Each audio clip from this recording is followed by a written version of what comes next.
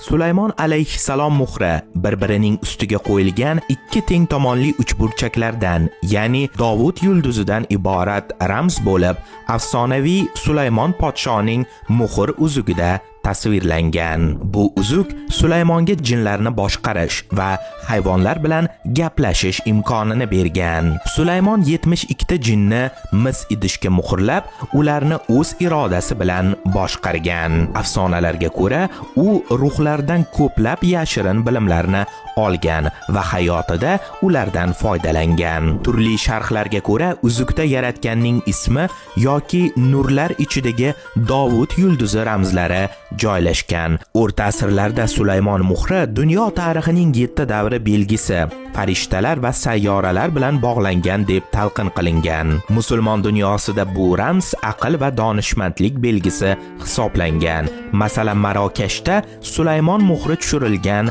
tangalar zarb etilgan. Bugungi kunda Dovud yulduzi va Sulaymon muhrlari ko'pincha bir xil ramz sifatida talqin qilinadi. Islom an'analarida Sulaymon muhri Alloh tomonidan ato etilgan hokimiyat ramzi sifatida ko'riladi.